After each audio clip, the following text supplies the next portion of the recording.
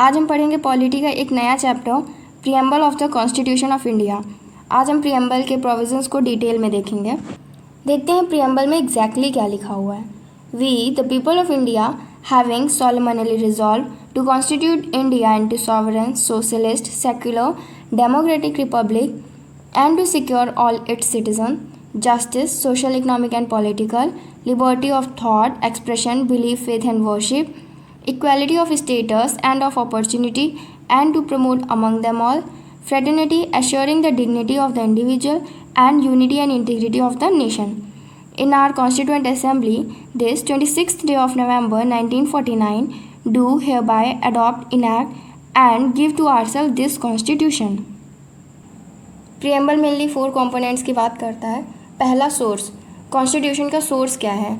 Constitution derives it's authority from the people of India. Constitution जो है उसको power कहाँ से मिल रही है? पीपल ऑफ इंडिया से मिल रही है। नेचर क्या है इंडियन स्टेट का? Sovereign, socialist, secular, democratic republic बताता है। मेन ऑब्जेक्टिव क्या है कॉन्स्टिट्यूशन का? Justice, liberty, equality and fraternity. और what is the adoption date of the constitution? The adoption date is 26 day of November 1949। देखते हैं प्रीएम्बल का introduction. American constitution was the first to begin with the preamble. America का constitution पहला ऐसा constitution था जिसने कि प्रीएम्बल की शुरुआत की। अब वर्ल्ड के बहुत से ऐसे कॉन्स्टिट्यूशन हैं जिनके स्टार्टिंग में प्रीएम्बल दिया होता है। हमारा जो प्रीएम्बल है वो ऑब्जेक्टिव रेजोल्यूशन से लिया गया है, अमेंडेड वंस ओनली।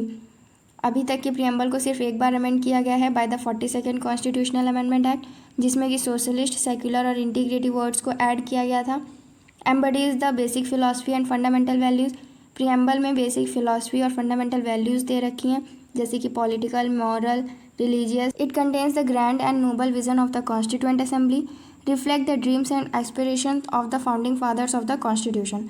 जो कॉन्स्टिट्यूएंट असेंबली है उनके विजन्स को बताता है, उनके क्या ड्रीम्स और एस्पिरेशन थे ये रिफ्लेक्ट करता है। Neither the source of power to the legislature nor a prohibition of power of the legislature.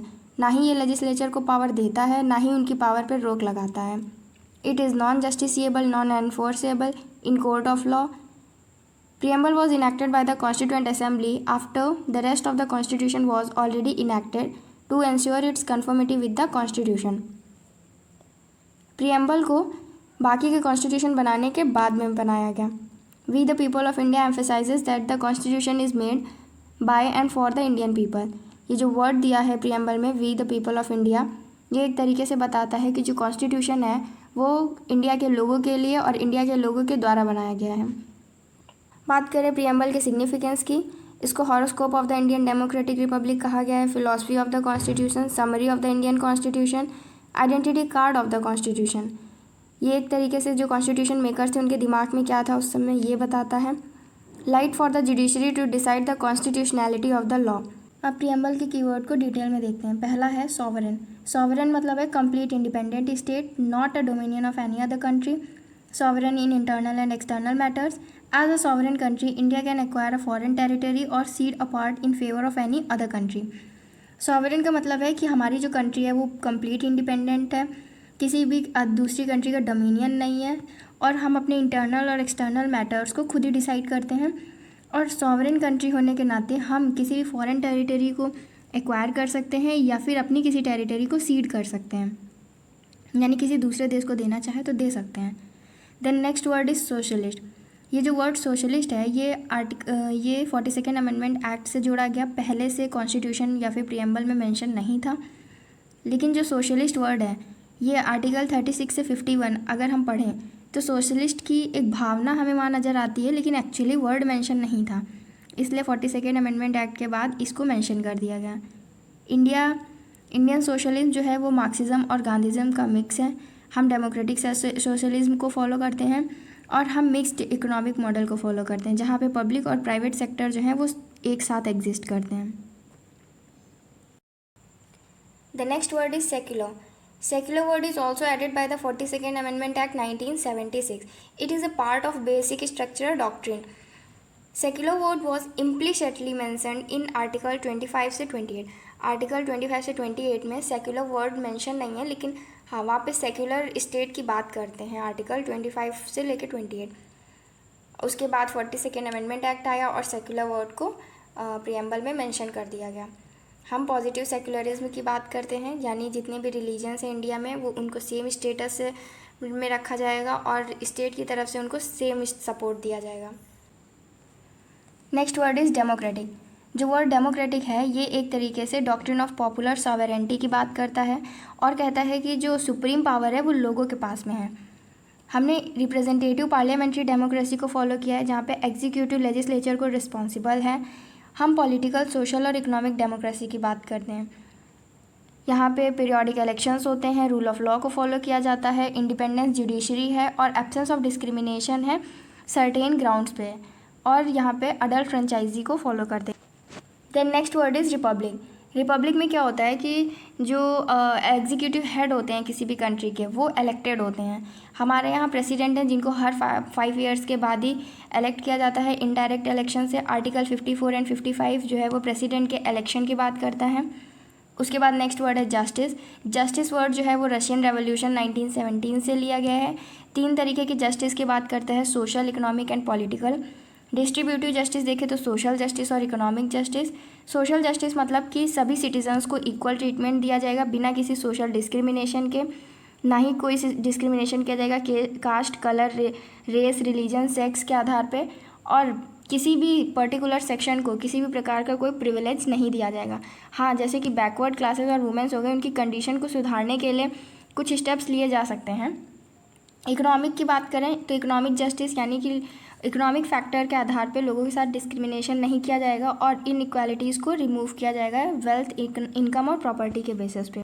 बात करें पॉलिटिकल राइट्स की तो all citizens should have equal political rights, equal access to all political office and equal voice in the government. हर किसी के पास equal political rights हैं, सभी political office के लिए इक्वल एक्सेस है और सभी गवर्नमेंट के प्रति आवाज़ उठा सकते हैं equally. Then next word is liberty. Liberty को हमने फ्रेंच रेवोल्यूशन 1789 से लिया है। जो आइडियल्स हैं लिबर्टी, इक्वालिटी और फ्रेटर्निटी के, ये फ्रेंच रेवोल्यूशन से लिए गए हैं। लिबर्टी का मतलब है absence of restraint on activities of individual. जो इंडिविजुअल हैं उनकी किसी भी एक्टिविटीज़ पे रोक नहीं लगाई जाएगी, पर किसी भी मतलब का ये नहीं है कि illegal activities should be legal. Providing opportunity for the development of individual personalities, यानी ऐसी एक्टिविटीज़ जो कि किसी इंडिविजुअल पर्सनैलिटी को डेवलप करने के लिए बहुत ही ज़्यादा ज़रूरी हैं। Preamble secures liberty of thought, expression, belief, faith and worship. Liberty does not mean license to do what one likes. Need to enjoy it within limitation mentioned in the Constitution. Liberty का मतलब ये नहीं है कि आप जो चाहें वो कर सकते हैं। कॉन्स्टिट्यूशन में कुछ लिमिटेशंस दी हैं, उन लिमिटेशंस के अंदर रहते हुए आपको छूट प्रदान है। Liberty is ensured in the preamble and fundamental rights is not absolute but qualified.